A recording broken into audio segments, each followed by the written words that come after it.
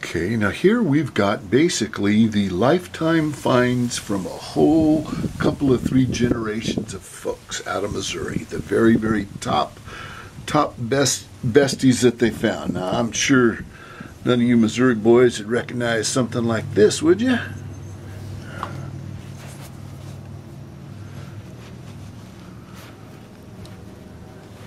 Ugly old thing like that.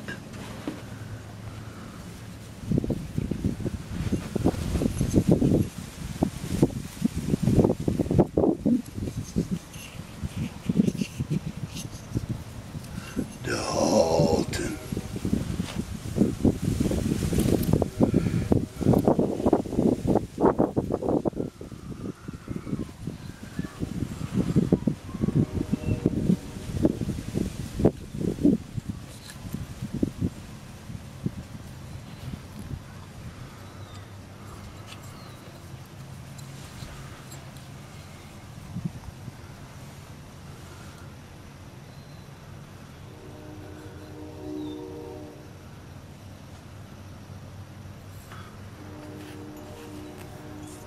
Eden.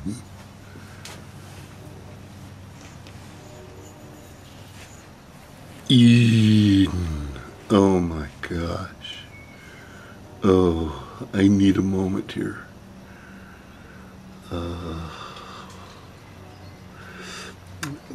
Do you think you could catch me if I just like made a break for the car with this?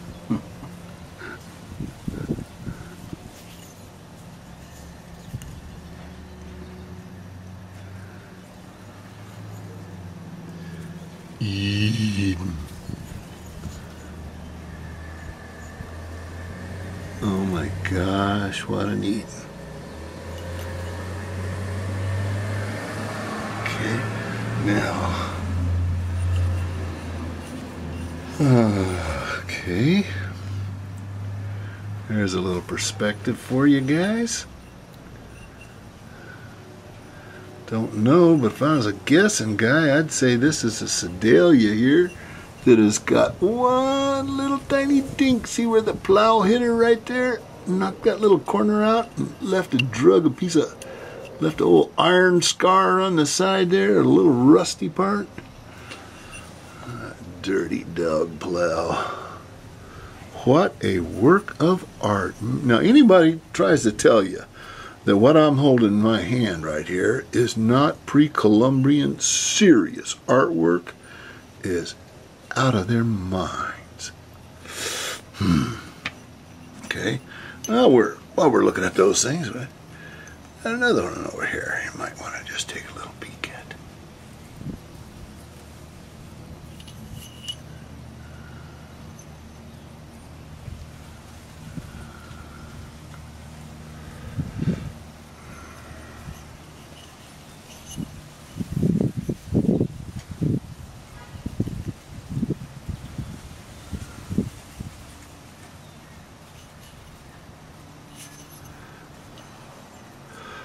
Okay,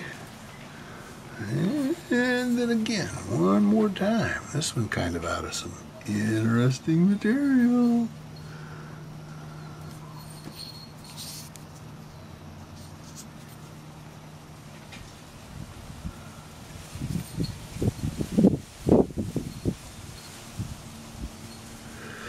Oh, Lordy, why can't I find one of these every time I go out?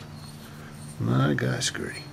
Okay, now we're not going to take all day here, but there's just a couple of more whoppers. Now, Brooksy, this here is what you need for going ahead and hollowing out those tube beads. So we'll just, if you take care of it, we'll send her back to you, okay? When you're done hollowing out those tube beads, just go ahead and give it back to us, okay, Brooks? Thanks, MB. And I don't know for sure, but I think that thing there might be something. What a Montel is that what that is? Mm-hmm. And this is out of Texas way, right? Mm-hmm. Yeah. Oh, a couple generations of all the boys in his family hunting these, and this here is what it all looks like 40 years later or so. 40, 50, 60 years later. A lot of these were found back in the heyday, right after the Dust Bowl, when that whole part of the world just blew out about 3 or 4 feet down. And everybody that had busted up their sod, it all just blew away on them. Okay, that's good for now. Well, how you doing, tubers? This here's the Pestleman coming at you. I've got just an odd little assortment of little fun rocks here to talk about. I'm over at my old compadre's house. I'm going to start off with this one up here. Now, this is kind of fun and unusual. It is, if you look at it here, you can see it's a worked piece. It has been worked. It's had 2 lifespans. It was a little rectangular mano, as you can see. That line right there, this, you know, that end right there, if it just kept going the whole width of it, it would be that. But for some reason, it got put to a use that it developed a bevel on the other end of it. And we've been sitting here trying to figure out how that could have happened. What would they have done to have made that happen? And we can't do it, but it's interesting just to sit and think and speculate on it, though. You can see it, you know, it's got real nice pecking all over it. Very well made and very well taken care of. I think myself, it's, you know, back to one of those deals of almost any time you find a mano with a real flat or, you know, a real straight area on it, it's usually because it's an older person with severe arthritis that doesn't like to have to bend their wrists or have very long extended ranges of motion. They can keep all their motion in a real short little kind of pattern like that doesn't hurt, that doesn't cause those spurs in their wrists and things to hooking things. Now here's another one here. Now here's a little rock, kind of looks cool. It's got, you know, modestly testicular ends on it. Watch out, I know what you're going to say. But look at what a nice mano surface this is. You know, they talk about them being soap bars. Well, boy, here's a little bar of soap. Looks like a little kind of orange or slightly pink bar of Dove soap, if there is such a thing. And it's very, very smooth. And now, here we got just kind of a fun little Hammerooski stone. You can see, boy, that's had a whole bunch of business transpire down on this end of it here. This is ground pretty smooth. So they were like breaking something up and then grinding it, using this almost like a pestle to grind something with. I don't know, possibly the way they would use their old pottery as I forget that word. Ask Bama Jones, he'll tell you.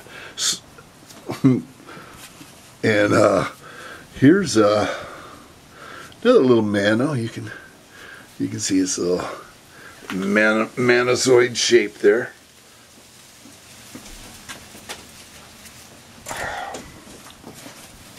Here is kind of a cool petrified wood hammerstone. It's cool. I like, you know, if nothing else, just a big old piece of petrified wood looks cool, looks neat. And to have it, I actually also have, you know, a very, very large hammerstone surface. That's, you know, I don't know. I just like it. I just like them when they do that. And here's a little one that's kind of interesting. They worked, it's like a little chopper. It's like a little kitchen tool or something. And they've worked a real good little sharp edge right around this one side. And it's petrified wood again. And it's just a little fits in your hand, and it's got a nice little choppery surface for chop up your cactus, your prickly pear, or your rabbit haunches, or whatever you're doing. You chop her up with this guy. And let's see who's next. Oh yeah.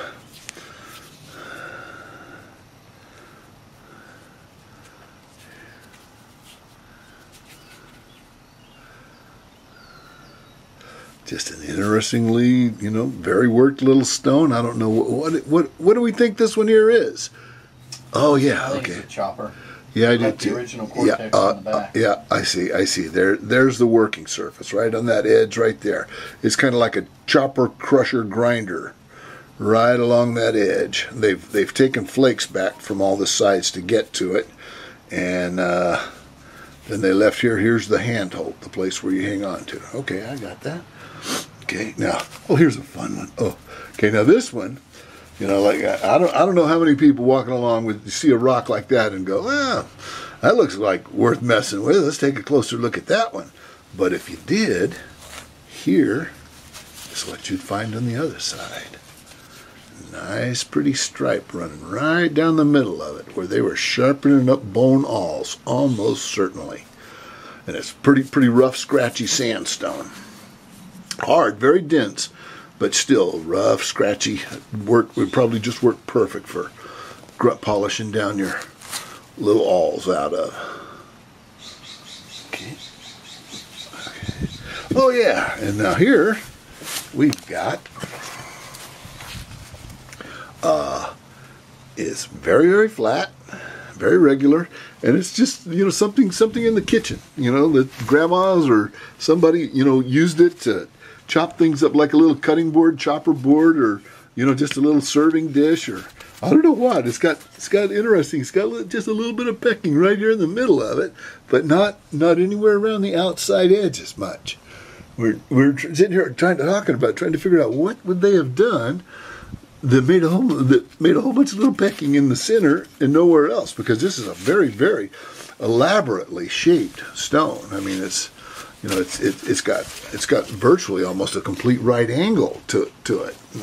Now, this side over here has not been worked that detailedly, but it's still been worked. I mean, that's a whole worked surface around there. That's not a naturally occurring thing. Now, the slab probably broke out, you know, kind of naturally occurring, because that's the way this sandstone does, is it breaks in sheets. But oh yeah, here's one. Now this here is a mano. See all the pecking down in there? And it's just a nice, great big old long mano. You know, I don't know how many people would bother messing with a rock that looked like that on this side. You know, it's just it's basically a uniface, and it's roughly shaped, but not very much. It was probably kind of fortuitously about this shape when they found it, but it just worked nice to make into a little mano. Yeah. Okay, and here's one that my buddy just expressed the Alabama Jones concept, and that was, it grieved him so much that it was so perfect everywhere else. It was such a cool mano every possible way, except somebody had knocked a great big old corner out of it a long time ago. And he just kind of said, oh man, it's one of those that you almost wish you hadn't have brought home, or you wish you didn't keep reminding you that you're missing a great big cool piece of it or something.